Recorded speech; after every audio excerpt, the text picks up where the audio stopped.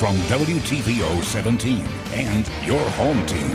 Eyewitness News at 5 starts now. A Rockford woman reportedly fights off a man who tried to attack her. Security cameras capture images of the suspect. So that gives it a lot more weight than just a signature on a petition. A state line campground where scouts spent decades learning is set to close down. Those who grew up at the camp say it's worth saving. Plus, a Rock County animal shelter is getting a major upgrade. The Humane Society breaks ground on its new facility for pets and humans alike. Good evening, I'm Mimi Murphy. Eric Wilson is off tonight. Rockford police are investigating a report of a woman attacked in her garage. This happened in Rockford's Rolling Green neighborhood. Rachel Perry spoke with the neighbor whose security cameras captured the incident. Rachel, what have you learned? That's right, Mimi. A man is seen on a security camera before police say a possible attempted sexual assault occurs. Last week, I spoke with a camera owner about what he saw and how the neighbor is doing. And a car followed right behind, stopped at the stop sign, and then the gentleman gets out and proceeds to attack her. Kelvin Milner was coming home from work when he says he saw 6 police cars outside his neighbor's house. Rockford police say a woman was attacked in her garage on 22nd Street in Rolling Green. Milner's home surveillance camera caught the man just moments before. I watched the video up until the point where I got that clear shot of his face. The woman didn't want the entire video shared. It shows a man walking across a lawn, and the next thing you hear is a woman screaming. I didn't watch it all the way through. The cops were watching it, and I heard her screaming, and I decided I didn't want to watch it. 8th Ward Alderman Karen Hoffman tells me what happened to this woman and the neighborhood disturbs her. My own daughter lives in the neighborhood, and her street was shot up twice. So it's personal. She spoke with the Rockford Police Department on safety advice for the public. The police have also strongly suggested that everyone be aware at all times of their surroundings and any persons in their vicinity. Especially be aware when exiting your vehicle. Hoffman says home security devices are highly recommended, and Milner agrees. That everyone get a home security system, including outside cameras and a doorbell camera. So we have cameras. We're getting more put up, some facing towards our neighbor's house now. And I mean, we have an alarm system. We make sure we set every single night. Milner tells me his neighbor is currently staying somewhere safe. The Rolling Green Neighborhood Association will meet in person tomorrow night about recent crime. If you have information on the man in the video, call the police. Mimi? All right, thanks, Rachel. An overnight shooting leaves one man dead. This happened around 1:30 this morning. Rockford police were called to the intersection of Hudson Street and Lexington Avenue. That's where they found a 29-year-old man on the sidewalk. He'd been shot. First responders rushed the victim to the hospital where he passed away. Investigators have not released the man's name or details on possible suspects. Police are also investigating an attempted murder. This happened late Friday night near the Culvers on North Main Street in Rockford. Officers located a woman who'd been stabbed in the neck. The victim told investigators the attack took place near Singer Mental Health Center, not far from the restaurant. She was treated at the hospital. Police say 20-year-old Robert Robinson is responsible for the stabbing. Officers also arrested a 17-year-old suspect. Robinson's charged with attempted murder and aggravated battery with a knife. Before the city of Rockford selects its next fire and police chiefs, the community will have a chance to meet the candidates. The consulting firm hired to help find the department's new leaders will host 2 virtual question and answer forums. During these meetings, community members will be able to ask about applicants' backgrounds and plans for the force if they're hired. Questions are due before July 22nd. Find the email addresses on our website. The virtual forums will be held before mid-August. An Illinois Boy Scout camp is on the chopping block. The leadership group says they need money and believes shuttering the camp is the way to do it. Michelle Rave talked to a longtime camper. Michelle, he hopes there will be a way to save the camp. Yes, Mimi, the Boy Scouts camp could soon close down. I spoke with one man who shares his fond memories of Canyon Camp, as well as a committee leader, about why the proposal is being made. It's short-term easy solution, but long-term crippling event. The camp has been around since 1936. Kevin Lamb is a former staff member and Boy Scout at Canyon Camp in Stockton. He calls the idea to sell the camp devastating. I still go look back to the most meaningful thing that I ever did was not just teach somebody to swim, to get people over their fear of water. It just happens there. Singing songs and skits, but it's a big learning experience. I was captivated immediately. Dr. Christopher Timolovich is the president of the Black Hawk Area Council, Boy Scouts of America. While he says this wasn't an easy decision to make, they need to find the funds to settle the previous sexual abuse allegations. It was a difficult decision, but because the Canyon camp came in at a higher number, that's why that consideration was floated. So the Black Hawk Executive Council and the Executive Committee and the board have to decide how are we going to come up with our fair share. Lamb believes there's other alternatives to selling. There are lots of other options. They have other assets, they have other monies. They, at a last resort, they could mortgage the camp rather than sell the camp. But Timolovich says their hands are tied. We do not want to close a camp. We don't want to sell any of our buildings if we don't have to. It's not about having one of our camps survive. It's about having Black Hawk Area Council and the Boy Scouts of America survive. Tonight, the Black Hawk Area Committee will have another meeting to further discuss this matter. Timolovich says they hope to come to a solution by August 19th. Mimi? All right, thanks, Michelle. After a months-long search, the city of South Beloit has hired its first administrator. Stateline native Sonia Hops will serve in the role. Back in May, city council members said they were searching for a candidate with expertise in growing cities who could zero in on economic development. Hops worked for Beloit's recreation department for a decade before pursuing public works in Florida. She says rather than creating an immediate game plan, Hops wants to get to know department heads and form goals from there. It's pretty exciting to see what opportunities exist. So I have a list of people I need to sit and talk with, and that's been more of a priority right now than coming in with an action plan of things I'm going to do. I need to come in and catch up with some of our neighboring communities, and I need to sit at those tables, have those conversations. Hobbs says South Beloit will have plenty of opportunities to get on the map between Beloit's proposed casino and the Snappers' new stadium. Animals in Rock County will soon have a bigger and better facility to get help. The Humane Society of Southern Wisconsin broke ground on its new home this morning. An estate donation allowed the group to buy 44 acres on Highway G between Beloit and Janesville. Veterinarians say overcrowding, HVAC issues, and a lack of resources at the current building meant it was high time for an upgrade. The new facility will include trails and a park for dogs to socialize.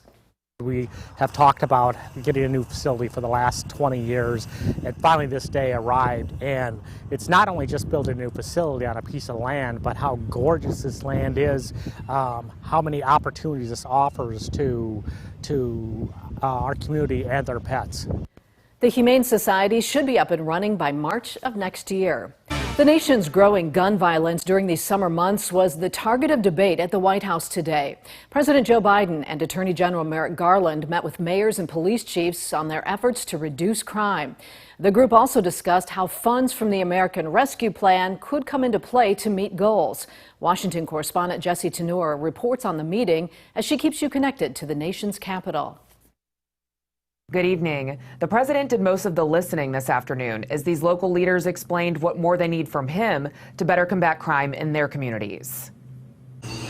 The familiar scene of gun violence is something President Biden aims to stop through better coordination at the federal, state, and local levels. There's no one-size-fits-all approach. At the White House Monday, the president encouraged local elected officials and law enforcement to find the right ways to use federal COVID money to fund gun violence prevention efforts in their communities. We recognize that we have to come together to fulfill the first responsibility of a democracy, that's to keep each other safe. Eric Adams, the Democratic nominee for New York City mayor, says President Biden is committed to an equal system of public safety. Other communities are waking up to alarm clocks. Communities of black, brown, and poor people are waking up to gunshots. And this president said this is not the America we're going to live in. But while communities can use COVID funds to hire more officers, the former police captain argues that can't be the only solution.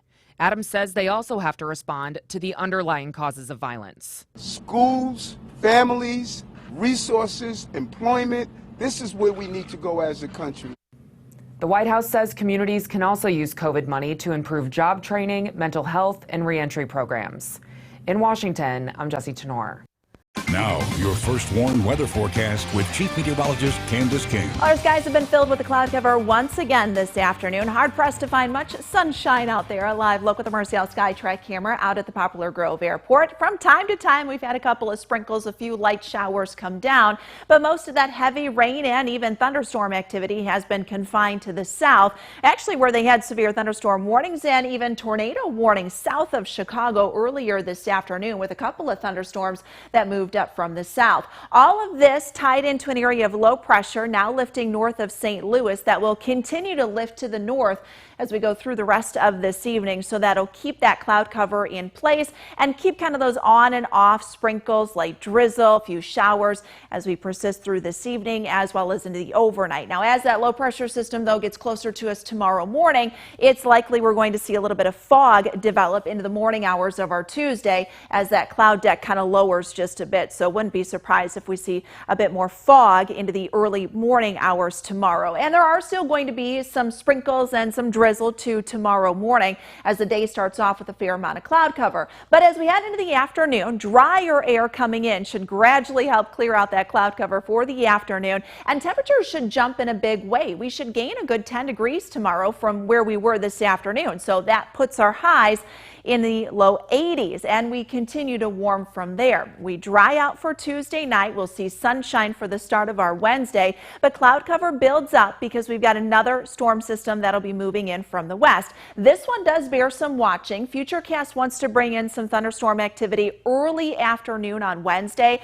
I think most of this is going to hold off to the northwest of us during the afternoon hours. We'll have to see kind of how things develop and how close our next low pressure system gets to us during the afternoon. Better chance and more likely what we see are some thunderstorms that move in during the late evening and overnight Wednesday, and then those will continue as we head into Thursday morning and Thursday afternoon. All of that forming up ahead of a cold front that'll work in our direction and pass to the south of us once we get into Friday afternoon. The storm risk for Wednesday, though, does bear some watching. We've got already a slight risk for some stronger thunderstorms. This more focused from Minnesota, Iowa, and west central Wisconsin during the day. But again, could see that kind of work a little bit more to the east if we have that storm threat increase a little more during the afternoon.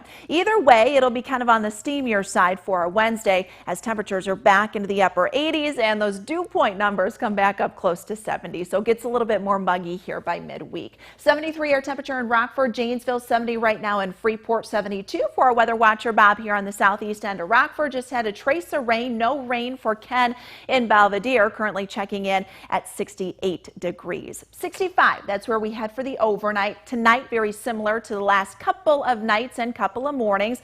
With a cloudy start tomorrow and the fog will clear out for the afternoon. Temperatures will make it back up near 83 as that wind direction begins to shift around to the west and northwest.